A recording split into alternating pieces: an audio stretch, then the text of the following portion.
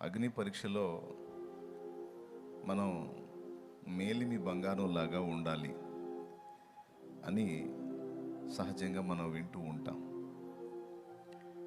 మళ్ళీ చెప్తున్నా, దేవుడు మనకి అగ్ని పరీక్షలు పెడితే ఆ అగ్ని పరీక్షల్లో కాలిపోకుండా మనం మేలిమి బంగారం లాగా ఉండాలి అని మనం ఉపదేశంలో వింటూ ఉంటాం. అయితే దేవుని వాక్యంలో రెండు మాటలు ఉన్నాయి. 1 కొరింథీ పత్రిక 3వ అధ్యాయంలో ఎవరెవరు ఏ విధంగా కట్టుచున్నారో రాశాడు. కర్ర, గడ్డి, కొయ్యకాలు, వెలగల రాళ్ళు, బంగారము, వెండి మొదలైన వాటితో అనేకులు కట్టుచున్నారు. అయితే ఎవరెవరు ఏ విధంగా కట్టుచున్నారో జాగ్రత్తగా చూసుకోవాలి. ఆ దినమున అగ్నియే దాన్ని పరీక్షించును, తేటపరుచును.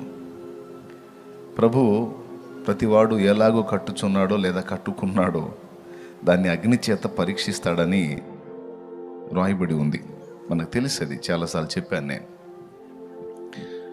అది అపోస్తలుడైన పౌలు కొరింథీలోకి రాసిన 1 పత్రిక 3వ అధ్యాయం 12వ వచనంలో ఉంటుంది. అదే అగ్ని పరీక్ష ఇక్కడ మన పనిని మనం ఎలా కట్టుకున్నామో తేటపరిచేదానికి అగ్ని ఉపయోగించబడింది. సో దీన్ని అనుసరించి మనం ఏం వింటూ ఉంటామంటే, దేవుడు ఒకవేళ నీకు నాకు అగ్ని పరీక్ష పెడితే అందులో మనం కాలిపోకుండా శుద్ధ సువర్ణంలాగా ఉండాలి, స్వచ్ఛంగా ఉండాలి, బలంగా ఉండాలి అని మనం వింటూ ఉంటాం. అయితే పేతురు రాసిన 1 పత్రిక 1వ అధ్యాయంలోనే ఒకసారి చూడండి. ఈ 1వ అధ్యాయంలో పరీక్షల గురించే ప్రస్తావిస్తాడు. అవసరాన్ని బట్టి అగ్ని లాంటి శ్రమలు కలుగుచున్నాయి అని మీరు తెలుసుకోండి. నానా విధమైన ఇబ్బందులు మీకు కలుగుతున్నాయి, కొంత ఇబ్బంది పడుతున్నారు, అయినా మీరు బాధపడకండి అని ఆ తర్వాత మాటల్లో చెప్తాడు. నశించిపోవు సువర్ణము అగ్ని పరీక్ష వలన శుద్ధిపరచబడుచున్నది కదా. ఆగు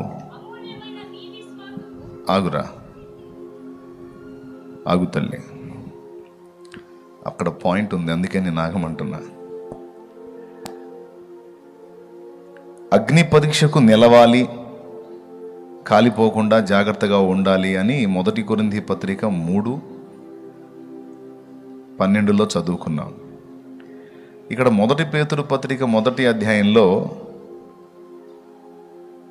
నశించిపోవు సువర్ణము అగ్ని పరీక్ష చేత శుద్ధిపరచబడుచున్నది కదా అంటాడు. ఇక్కడ ఆ మాటకు అర్థం ఏంటంటే, బంగారం అగ్ని చేత పరీక్షింపబడుతుంది అనేది వాస్తవం, అగ్ని చేత పరీక్షింపబడుతుంది అనేది వాస్తవం. అయితే ఇంకొక వాస్తవం ఏంటంటే,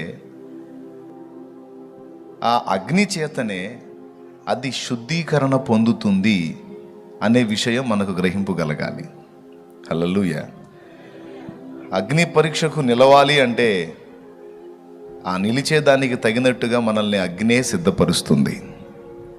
మళ్ళీ చెప్తున్నా, అగ్ని పరీక్షకు మనం నిలవాలి అంటే మనల్ని అగ్నే శుద్ధీకరిస్తుంది, అగ్నే నిలబెడుతుంది.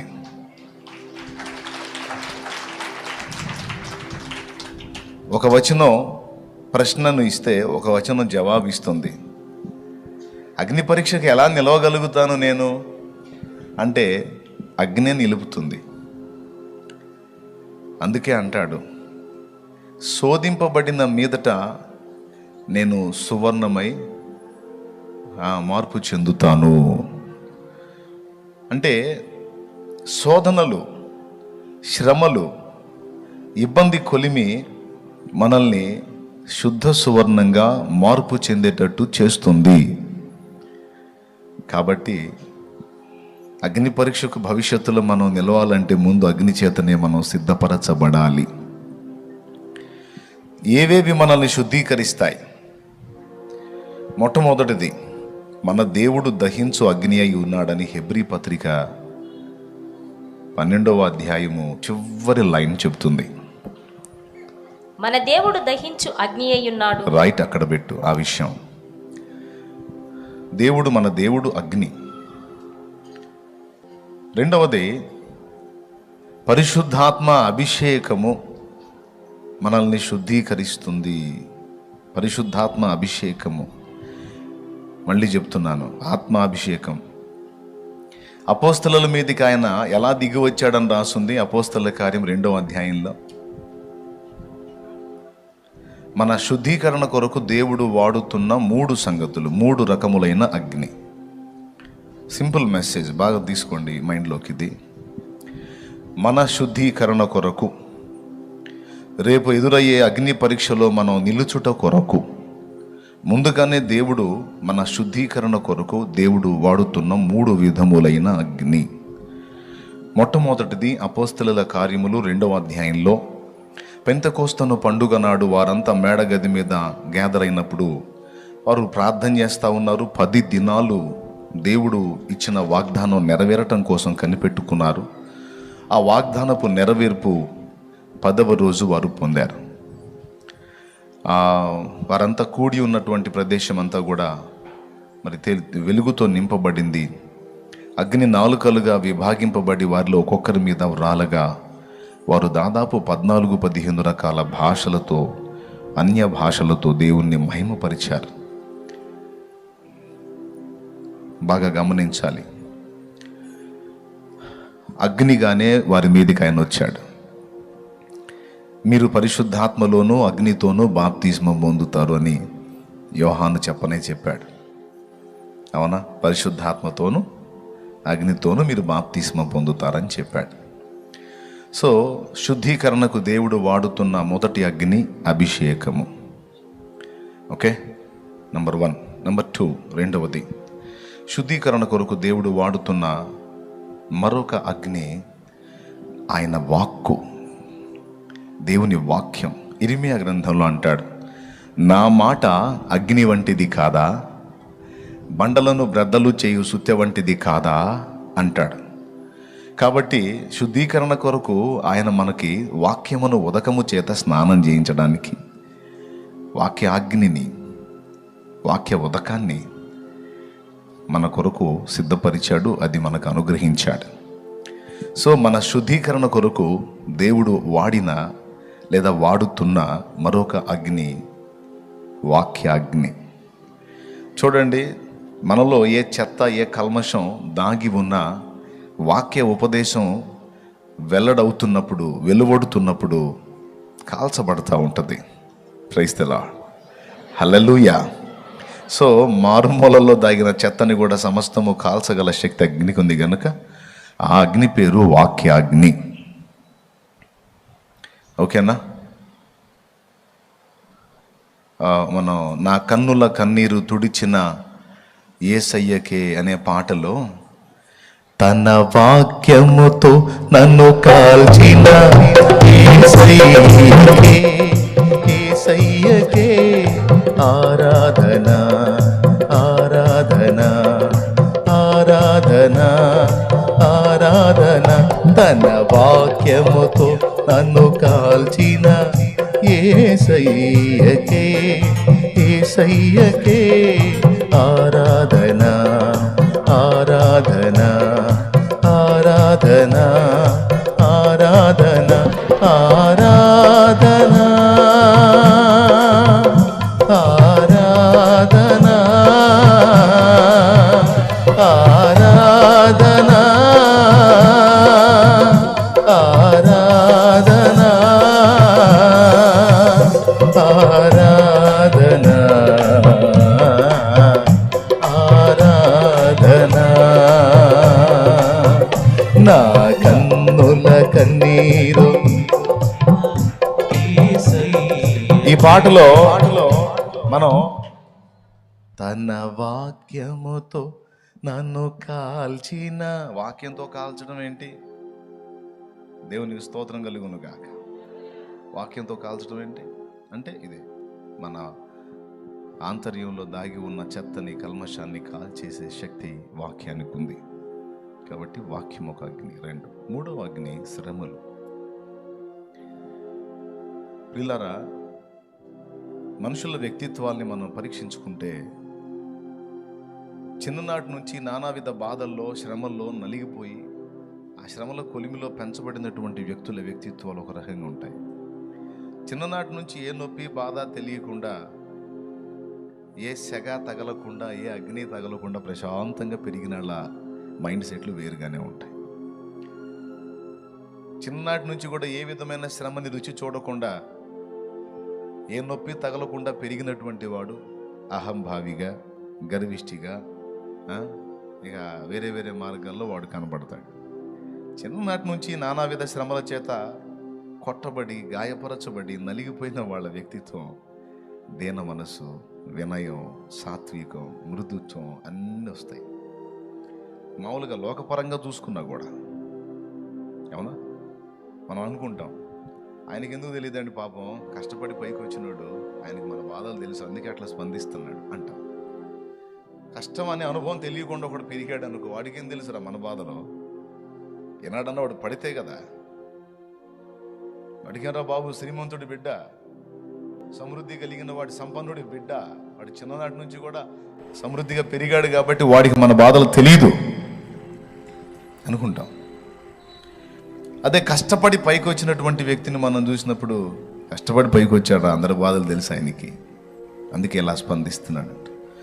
సో శ్రమలు మన వ్యక్తిత్వాన్ని శుద్ధిపరుస్తాయి. అందుకే దేవుడు తప్పనిసరిగా శ్రమలని వాడుకుంటాడు మన విషయంలో, మన క్షేమాన్ని కోరి, మన మేలు కోరి. మనం వాటి నుంచి విడుదల పొందాలని ఎప్పుడు తప్పిస్తూ ఉంటాం. అందరి సోపాదే, నాకు బాధలు ఎక్కువ ఉన్నాయి, నాకు ఇబ్బందులు ఎక్కువ ఉన్నాయి, నాకు సమస్యలు ఎక్కువ ఉన్నాయి, నాకు అయ్యి అని ఎక్కువ వేదన పడతా ఉంటారు. తప్పులేదు, బాధను అనుభవించేవాడికి తెలిసిందని ఇప్పుడే కదా చెప్పాను. ఇవన్నీ నాకు బాగా నన్ను ఇబ్బంది పెడుతున్నాయి అని మనం చెప్పుకుంటూ ఉంటాం, కానీ అది తప్పనిసరి అవసరతను బట్టి దేవుడు మనకు అనుగ్రహించాడని ఆలోచన చేయం.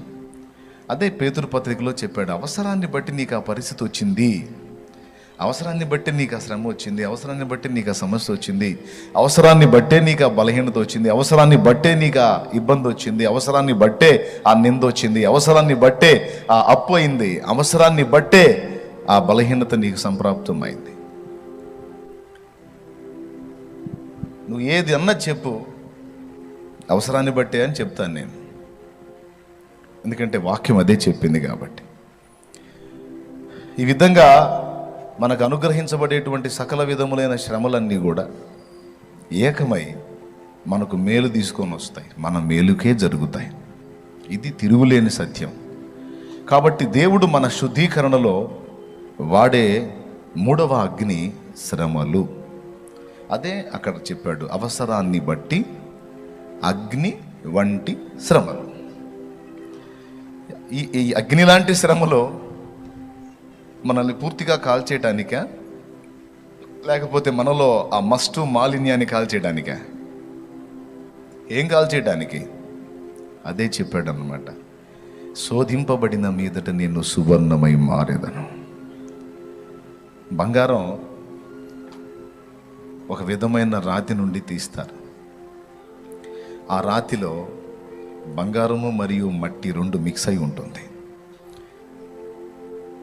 బంగారం కొట్టోళ్ళు వాళ్ళు చేసే వర్క్ తెలుసుగా తమ్ముడు, నీకు వంశీ తెలుసుగా, రెండు కలిసి మిక్స్ అయి ఉంటుంది. మళ్ళీ చెప్తున్నా, బంగారం ఒక రాతి నుండి తీస్తారు. అందులో తీసే ముడి బంగారంలో బంగారము మరియు మట్టి లేదా మాలిన్యం లేదా మురికి లేదా మస్టు మిక్స్ అయి ఉంటుంది. అది రెండు మిక్స్ అయి ఉన్నప్పుడు దాంతో నగ చేస్తే కొన్ని ఇబ్బందులు కలుగుతాయి. ఆ మట్టి బంగారం యొక్క బలాన్ని దెబ్బతీసే అవకాశం ఉంది. నంబర్ 1, ఆ మట్టి లేక ఆ మురికి మాలిన్యం బంగారం యొక్క తేజస్సును ఆపేసే అవకాశం ఉంది. అంత చెమకాయింపు ఉండదు. అర్థమైందా? ఆ మట్టి బంగారం యొక్క విలువను చాలా తగ్గించే అవకాశం ఉంటుంది. అర్థమైందా? కాబట్టి ఇప్పుడు బంగారంలో గట్టితనం రావాలంటే మట్టి తొలగిపోవాలి.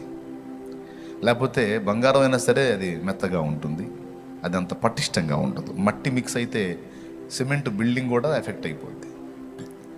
కాబట్టి బంగారం అంటే పరలోక సంబంధమైనటువంటి వ్యక్తిత్వం, మట్టి అంటే భూ సంబంధమైంది. ఈ పరలోక సంబంధిలో ఈ భూ సంబంధమైన మట్టి కొంత మిళితమై ఉంటుంది. కొద్దిగా అర్థం చేసుకోవడానికి ప్రయత్నం చేయండి. ఈ పరలోక సంబంధిగా దేవుని రికార్డులోకి ఎక్కినటువంటి ఈ మనుష్యుడు, లేక నువ్వు నేను, ఎక్కడి వారంగా నిర్ణయించబడ్డా మన పౌరత్వం ఎక్కడిది అంటే అక్కడిది. కానీ ఇక్కడ ఉన్నాం, మట్టి లోకంలో ఉన్నాం. బంగారమే, మనలందరినీ నా బంగారాలు అని రాసుకున్నాడు. దేవా, నన్ను బంగారు తల్లి బంగారు తండ్రి అని ముద్దాడావుగయ్యా, మరి ఎందుకయ్యా నన్ను ఇలాగా కొలిమిలో కాలుస్తున్నావు అని అంటే, నువ్వు బంగారానివే కానీ కొద్దిగా మట్టి మిక్స్ అయి ఉంది, అందువల్ల గట్టితనం నీలో కొరవడింది. అందుకని ఈ అగ్ని పరీక్ష చేత లేదా ఈ అగ్ని చేత నీలో ఉన్న ఆ మట్టిని తొలగించే పని చేస్తున్నాను. మట్టి ఎక్కడిది? ఇక్కడిది. బంగారం దేనికి సాదృశ్యంగా ఉందంటే పరలోకానికి, పరలోక మహిమకు సాదృశ్యంగా ఉంది బంగారం. దేవునికి మహిమ. అదేందన్నా బంగారం అంటే ఇంకా పరలోకం అంటున్నా, బంగారం కంటే విలువైనవి చాలా ఉన్నాయి అని మీరు అంటారేమో. బంగారం కంటే విలువగా ఎంచబడ్డది ప్లాటినం ఒకటి ఉంది. ప్లాటినం బంగారం కంటే కూడా ఖరీదు.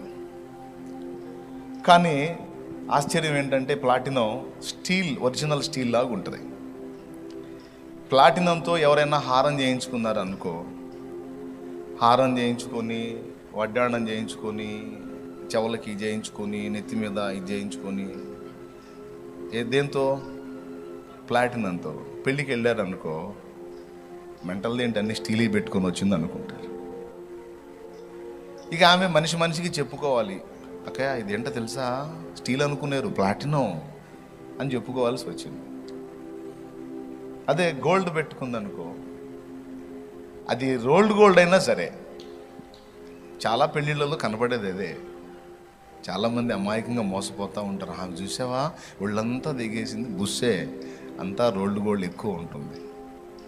ఒరిజినల్ గోల్డ్ పెట్టుకొని రావచ్చు, కానీ భర్త చెప్తాడు అన్నమాట, ఈ గోల్డ్ ఉంటే నిన్ను సాగు కొడతారు, అందుకని రోల్డ్ గోల్డ్ వేసుకో, ఒరిజినల్ ఉంటే ఉంది, అంతగా ఎవరన్నా డౌట్ వచ్చి అడిగితే ఇంటికి వచ్చి చూపిద్దాం, ఇబ్బంది ఏం లేదు. అర్థమైందా? చాలా వరకు పెళ్ళిళ్ళలో మనకు కనపడేదంతా బుస్సు గోల్డే, అంటే రోల్డ్ గోల్డ్. కాబట్టి బంగారు వర్ణం ఉన్నటువంటి రోల్డ్ గోల్డ్ అయినా సరే దాని విలువే. అదేందో మరి, దాని వర్ణం తగిలితేనే ఆశ్చర్యంగా ఉంటుంది. అంతకంటే విలువైన ప్లాటినం అదంతా ఎన్నిక చేయబడదు. కాబట్టి ఇప్పుడు టాప్లో ఏది? బంగారమే. సో బంగారం పరలోకానికి, మట్టి భూలోకానికి గుర్తు. ఈ రెండు మిక్స్ అయిన వాడే మనిషి, ముఖ్యంగా రక్షింపబడినవాడు పరలోక పౌరుడు, పరలోక సంబంధి, లేక బంగారం. వాడు ఈ భూమిలో ఉన్నాడు, భూ సంబంధమైన ఆదాము సంబంధమైనటువంటి జీవం ఇంకా వాళ్ళలో పనిచేస్తున్న కారణం చేత కొంత మట్టి సంబంధమైన లక్షణాలు, మెంటాలిటీ, మైండ్ సెట్ ఉంటుంది, కొంత మట్టి వాసన ఉంటుంది. ఇది ఏమేం చేస్తుంది? బంగారానికి బలం తగ్గిస్తుంది, బంగారానికి వన్నె తగ్గిస్తుంది. ఈ మట్టితో అలాగున అమ్మటానికి మనం పెడితే దాని విలువ తగ్గుతుంది. అవునండి, ఇందులో మట్టి చాలా ఉంది, ఇది అంతా శుద్ధి చేసుకొని అంతా దీన్ని మేలేం చేయాలంటే ఎంత అయింది, ఎంత చాకిరి. ఇందులో మురికంతా తీసేసి మంచి బంగారం పక్కకు తీయాలంటే ఇప్పుడు ఇంత ఉంది, ఇదంతా మురికంతా పోయేసరికి ఇంత అయింది, మా గాడు కుదిరిద్ది, ఇంత ఇస్తాం అంటారు. దానికి ఎక్కువ విలువ ఉండదు.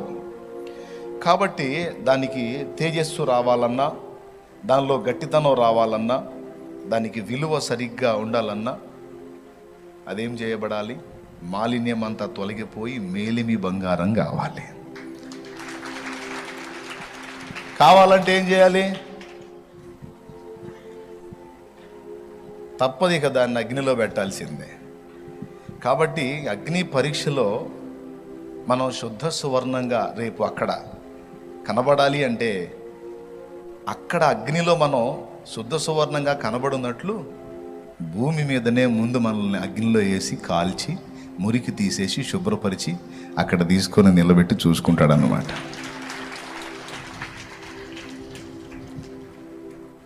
ఓకేనా? ఈ కారణం చేతనే భక్తులైన వారు అగ్ని వంటి శ్రమలకు గురి అవుతూ ఉంటారు.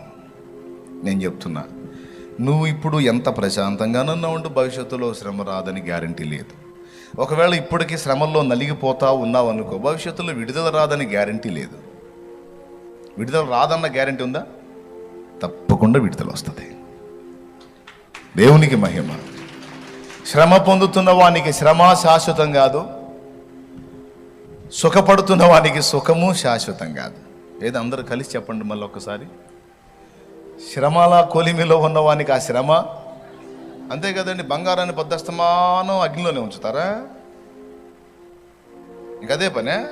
ఈ పొద్దస్తమానం ఆ అగ్ని కుంపట్లో ఉంచేదానికి ఇంకెందుకు? మాలిన్యం పోయిందాకే, ఆ మట్టి పోయిందాకే, ఆ మురికి ఆ మస్టు పోయిందాకే. పోయిన తర్వాత ఇంకా దాన్ని ఉంచమన్నా ఉంచరు. ఇక ఏదన్నా ఎప్పుడన్నా వేయాలంటే టెస్టింగ్ కోసం వేయటం తప్ప సమస్య లేదు. కాబట్టి మనకు తెలియకుండా చాలా ఉంటాయి. మనం బంగారమే అనుకుంటాం, మన ఫీలింగ్ మనకి. కానీ మనలో ఉన్న మురికి మాలిన్యం మనకు కాదు, మన సృష్టికర్తకు కనపడతా ఉంటుంది. ఏబు గురించి మొన్న చెప్పాను నేను. తన గురించి తనకి ఉన్న ఫీలింగ్, ఏబు గురించి ఏబుకున్న ఫీలింగ్ నేను చాలా పర్ఫెక్ట్ అని. కానీ ఏబులో ఏదుందో మట్టి వాసన అదంతా కూడా దేవుడు గుర్తించాడు. దాన్ని తొలగించడానికే ఏబును పరీక్షానాళికలో పెట్టాడు, అగ్నిలో పెట్టాడు, శుద్ధి చేసి చివరికి ఏబు తన్ను తాను ఎరిగేటట్టు చేసి తను దేవుని ముందు ఒప్పుకునేటట్టు చేశాడు. మనకు తెలీదు. మనం అనుకుంటాం చాలా మంచోళ్ళం, మనం చాలా బాగా మారాం, మనం చాలా పర్ఫెక్ట్గా ఉన్నాం, మనం అంత నీతిమంతులం ఇంత నీతిమంతులం అని మనం అనుకుంటాం. ఎవరికి వాళ్ళ ఫీలింగ్ అదే. పౌలంతటి మహనీయుడు ఏమన్నాడో తెలుసా? నా యందు నాకు ఏ దోషము కానరాదు, కానీ నన్ను పరీక్షించువాడు ప్రభువే అన్నాడు. నన్ను విమర్శించువాడు ప్రభువే. నన్ను నేను విమర్శించుకోవాలంటే నా దగ్గర నాకే లోపం కనపడదు, నాకే తప్పు కనపడదు, నా దగ్గర నాకే వంకర కనపడదు. కానీ ప్రభు నన్ను చూసినప్పుడు ఎన్ని కనపడతాయో నేను చెప్పలేను. కాబట్టి నా దృష్టి కాదు, ప్రభు దృష్టికి నేను ఎలా ఉన్నానన్నది ముఖ్యం. ఏబు గ్రంథంలో ఉన్న మాటే ఇది. శోధింపబడిన మీదట, ఏబు గ్రంథము 23వ అధ్యాయము 10వ వచనం ఒకసారి చూడండి. నేను నడుచు మార్గము ఆయనకు తెలియను, ఆయన నన్ను శోధించిన తరువాత నేను సువర్ణము వలె కనబడుదును. ఈ నడకలో రకరకాల పరిస్థితులు ఎదురవుతున్నాయి. నేను నడుస్తున్న మార్గం నాకు అర్థం కావట్లా. వెళ్తున్నా, అట్లా పడి వెళ్తున్నా, కానీ నాకు అర్థం కావట్లా. కానీ నాకు ఒకటి అర్థమైంది ఏంటంటే, నేను వెళ్ళుచున్న మార్గము నా దేవునికి తెలుసు. నాకు తెలియాల్సిన అవసరం లేదు. నాకు తెలిసినా తెలియకపోయినా తెలియాల్సిన వాడికి తెలుసు. ఎవరికి తెలుసు? నా ప్రభువుకు తెలుసు. కాబట్టి నా మార్గం నాకు అర్థం కానంత మాత్రాన నేను ఇబ్బంది పడాల్సిన అవసరం లేదు. నన్ను నడిపించి ఆయన చేతికి నేను అప్పగించుకున్నాను, ఆయనే నన్ను నడిపిస్తున్నాడు. చూడండి, నేను నడుచు మార్గము ఆయనకు తెలియను. తర్వాత ఆయన నన్ను శోధించిన తరువాత నేను సువర్ణము వలె కనబడుదును. అద్దుగో, ఎప్పుడు సువర్ణమే కనపడతాడంట? శోధించిన తరువాత, అంటే పరీక్షించిన తరువాత, పరిశోధనలో ఉంచిన తరువాత, కుంపటిలో నన్ను కాల్చిన తరువాత, శుద్ధీకరణ చేసిన తరువాత, నాలో ఉన్న మట్టి మురికి మాలిన్యం తొలగించిన తరువాత నేను సువర్ణం, శుద్ధ సువర్ణమై కనపడతాను. హల్లెలూయా. అందుకు భక్తుడు పాడుకున్నారన్నమాట ఇదే పదాలని. ఈరోజు నువ్వు నడుస్తున్న మార్గం నీకు అర్థం కాకపోవచ్చు. నెక్స్ట్ మజిలీ ఏంది, తర్వాత పరిస్థితి ఏంది, ఇప్పటిదాకా ఎలాగా వచ్చామో అర్థం కాలేదు. కానీ మొత్తానికి ఈ మజిలీకి వచ్చాం. ఇక నుంచి ఇక తర్వాతి మజిలీ ఏంటి అనేది అర్థం కావట్లే. కానీ నీకు అర్థం కాకపోయినా నిన్ను నడిపించే దేవునికి సమస్తము తెలిసే ఉంది. అవసరాన్ని బట్టి అగ్ని వంటి శ్రమలు కలుగుచున్నవని తెలిసి కలత చెందబోకు. అవసరాన్ని బట్టి అగ్ని వంటి శ్రమలు కలుగుచున్నవని తెలిసి కలత చెందబోకు. నిన్ను పిలిచిన దేవుడు నమ్మదగినవాడు. శోధనలో నిన్ను విడిచిపెట్టిపోడు. కంటి పాపలా తోడుండి నిన్ను కాచుకుంటాడు. కన్న తండ్రిలా తోడుండి నిన్ను ఆదుకుంటాడు. నమ్ము నేస్తమా, ఇది సత్యం. వీడబోకుమా విశ్వాసం. నీ ఆశ నిరాశ కానే కాదు, వేదన ఎందుకు? నీ కన్నీరు కలకాలముండదు, కలతే చెందకు. నీ ఆశ నిరాశ కానే కాదు, వేదన ఎందుకు? నీ కన్నీరు కలకాలముండదు, కలతే చెందకు.